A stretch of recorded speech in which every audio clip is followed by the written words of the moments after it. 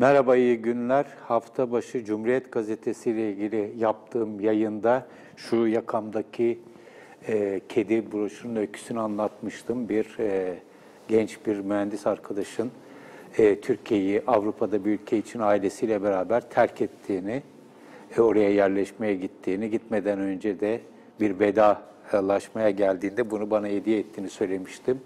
Onun ardından çok sayıda tepki geldi. Genellikle yurt dışından tepkiler geldi. Kendi öykülerinin de benzer olduğunu söyleyen çok kişiden mesaj aldım. Bir de gitmek isteyenlerden mesaj aldım. Bir iki tane istisnayı saymazsak giden gitmeyen herkes bu olayın anlaşılabilir bir şey olduğunu düşünüyor ve gidenlere hak veriyor.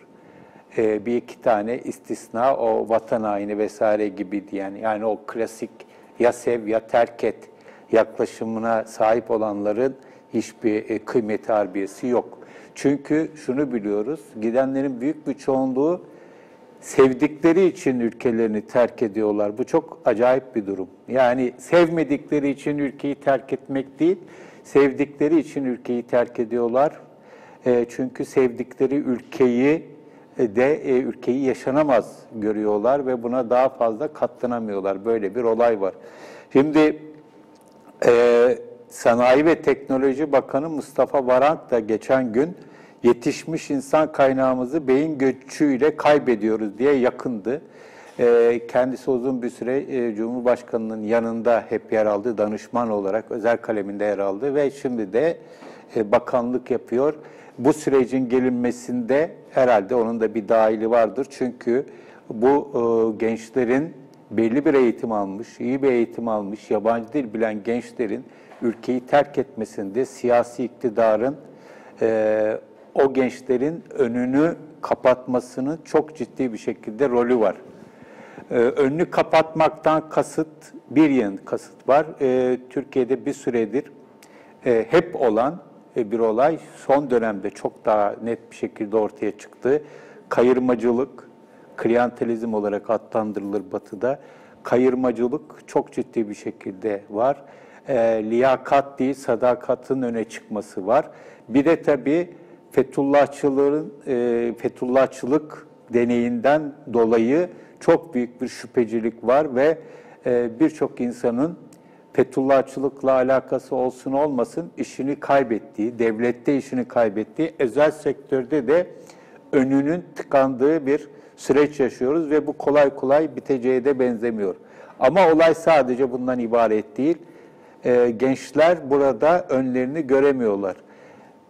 Örneğin yakında, çok yakında, dün yanılmıyorsam, Milli Eğitim Bakan Yardımcısı artık Türkiye'den yüksek lisans için burslu öğrenci Milli Eğitim Bakanlığı tarafından gönderilmeyeceğini, hele Amerika Birleşik Devletleri'ne hiç gönderilmeyeceğini açıkladı ve Amerika Birleşik Devletleri'ne niye bu kadar ilgi olduğunu anlamadığını da söyledi.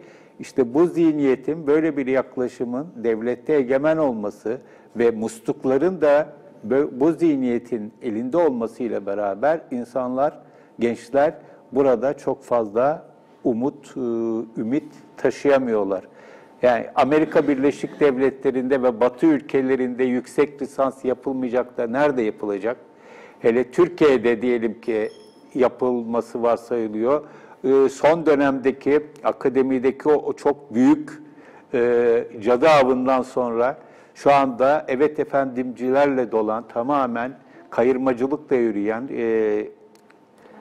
makamların büyük bir kısmının kayırmacılıkla elde edildiği ve bir tür partizanlıkla elde edildiği üniversitelerin değil yüksek lisans öğrencisi, lisans öğrencileri için cazibesinin çok çok az olduğunu hepimiz biliyoruz.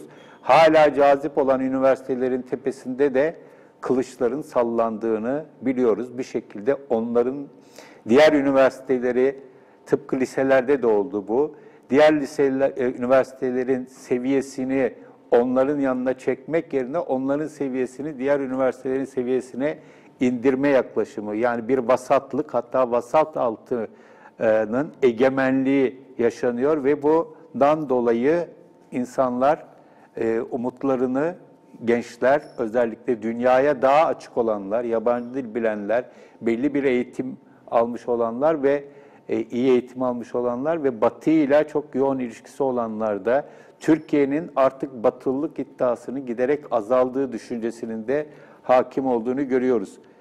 Şöyle bir yaklaşım vardı, giden gitsin, ülke bize kalsın, daha iyi olabilir. Ama bu tür insanların gitmesiyle beraber ülke daha az yaşanabilir bir ülke haline geliyor.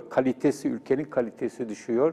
Ülkedeki üretkenlik, yaratıcılık düşüyor ve sonuçta küçük olsun, benim olsun diyenlerin elinde kalan şey hiç tatsız, tuzsuz bir şey oluyor. Yani böyle bir olay da var.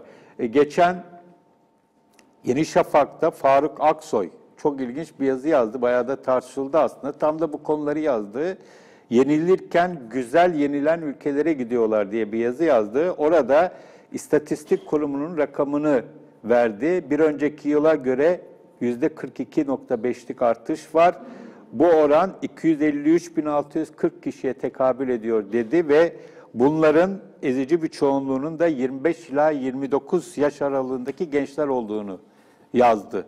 Bu Yeni Şafak'ta böyle bir yazının çıkması bu olayın ciddiyetinin en azından siyasi iktidara yakın çevrelerce de artık kabullenilmek zorunda kaldığını bize gösteriyor. Demin Bakan Varank örneğinin çok daha kapsamlısı bu. Çok ilginç bir yazı. Diyor ki, 1000 türlü emek veriyorsun, umutlar yeşertiyorsun, hayaller kuruyorsun, kulağına dualar okuyorsun, türküler söylüyorsun, topluma katıyorsun.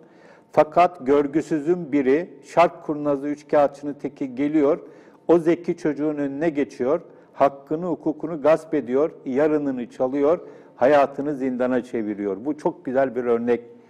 Bunu özellikle çok çarpıcı bir özet, örnek değil, özet olduğunu düşünüyorum. Bu kadar insan FETÖ'cü olamaz diyor Faruk Aksoy. Bu kadar insan vatan haini olamaz. Bu kadar insan bir yıl içinde sırf eğitim amacıyla yurt dışına çıkmış olamaz. İşin içinde başka iş var. Herkes ne yaşadığını, ne gördüğünü kendisi biliyor. Genç insanlar büyüdükleri, eğitim aldıkları ülkenin yarınlarına güvenmiyor diyor. Evet, olay bu. Bunu görmek için sadece, daha doğrusu görmek herkes görüyor, ifade edebilmek için birazcık cesaret, biraz da hakikaten bundan etkilenmiş olmak gerekiyor. Yakın çevresinde belli ki bunu yazan Faruk Aksoy'un da yakın çevresinde gördüğü, üzüldüğü çok olay olmuş. Buna üzülmeli miyiz? Açıkçası emin değilim. Ben de son günlerde çok karşılaşıyorum, duyuyorum. Giderse şaşırmayacağım çok insan var. Gitmek için değişik yollar arıyorlar. İmkanlar ölçüsünde bunu yapmaya çalışıyorlar. Onlar için açıkçası üzülmüyorum, ülke için üzülüyorum ama onlar için seviniyorum. Çünkü şu anda Türkiye'de gerçekten hayata meydan okuyacak, bulunduğu alanda, seçtiği meslekte ya da kariyerde, üniversite ise üniversitedeki dalda iddiası olan insanlar için Türkiye hiç cazip bir ülke değil.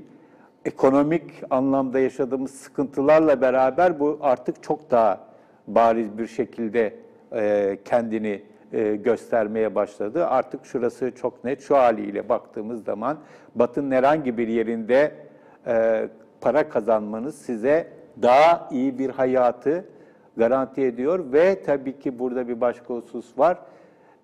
Çocuklar için. Bu yaş dilimi 25-29 yaş evliliklerin yapılmakta olduğu, hatta ilk çocukların sahibi olunduğu yaşlar. Bunu da çok görüyorum, duyuyorum. Birçok insan ki bana bu broşür hediye eden arkadaşım da 3 yaşındaki kızı için gittiklerini söylemişti. Aynı şekilde çocuklarına iyi bir eğitim ve iyi bir gelecek vermek istediklerini söyleyenler var. Aklıma Venezuela geliyor. Venezuela'da yaşanan o garip sol popülist yönetimin ülkeye yaşattığı bir dizi siyasi ve ekonomik krize paralel olarak ilk önce kentli orta sınıfların ülkeyi terk ettiğini gördük. Sonra da artık her türlü halkın, elinden gelen herkesin, özellikle son yaşanan depremden sonra ülkeyi terk etmeye başladığı çok büyük rakamlar telaffuz ediliyor. Tabii Venezuelalıların şöyle bir avantajı var, avantaj diyelim. Birincisi İspanyolca konuşuluyor ve İspanyolca konuşan dünyanın dört bir tarafında, Latin Amerika'da ama Avrupa'da da, İspanya başta çok ülke var. Buralara gitmek, dil sorunu büyük ölçüde onlar için sorun değil. Bir de Venezuela'nın da bir başka özelliği var. İnsanların en son deprem sonrasında olduğu gibi yürüyerek bile gidebildikleri başka ülkeler var ya da araçlarıyla gidebildikleri başka ülkeler var. Kolombiya'ya özellikle çok gittiklerini duyuyoruz. Başka yerlere de, sınırdaş ülkelere de. Ama Türkiye'de böyle bir durum söz konusu değil.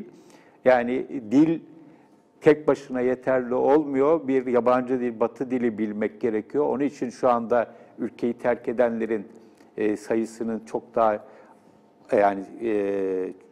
nasıl söyleyeyim, rakamlar yüksek ama çok daha yüksek olabilirdi. Öyle söyleyeyim. Bir diğer husus da tabii Türkiye'den gidilecek doğru dürüst komşu yok. Yani bu Türkiye'yi terk edip insanlar Suriye'ye mi gitsinler, Irak'a mı gitsinler, İran'a mı gitsinler? Gidecek bir yer yok. Bir tek belki Yunanistan var. Yunanistan'a da kaçarak gidiliyor. Yasa dışı yollarla gidiliyor. Böyle bir durum var. Yani insanların kitleler halinde gidebilecekleri bir yer yok. Ama Türkiye Venezuela kadar değil, çok şükür. İnşallah da olmaz. Ama bu yaşananlar böyle yaşandığı müddetçe, insanların önünün açık olmadığı müddetçe, ülkenin önünün açık olmadığı müddetçe, özgürlüklerin, hukuk devletinin zaptırat altına alınması sürdüğü müddetçe, demokrasiden uzak olunduğu müddetçe insanlar kendilerine ve çocuklarına gelecek öngöremiyorlar. Batı'nın belki de en büyük avantajı bu anlamda, yaptığınız iş belliyse, kazandığınız para belliyse kendinize belli bir süre için belli bir hayatı çizebiliyorsunuz. Ama Türkiye gibi ülkelerde, özellikle son dönemde Türkiye'de böyle bir şey mümkün değil. Bir döviz kuru hareketiyle beraber birdenbire 10 liranız 8 liraya, 9 liraya inebiliyor.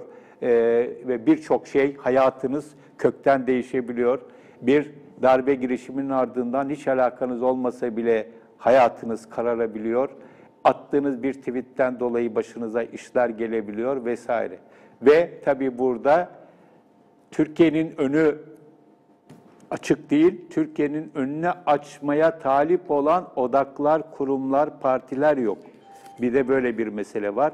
Bu anlamda hani insanların işler iyi gitmiyor ama şöyle olursa şuradan gelecek, şu kişiyle beraber vesaire Türkiye'ye iyi günler, daha iyi günler gelebilir. Hani o eski deyimiyle güzel günler göreceğiz sözünün bile edilme imkanının kalmadığı bir dönemden geçiyoruz. Bu anlamda gidebilenlerin gitmesine kimsenin söyleyecek bir lafı yok. Yolları açık olsun.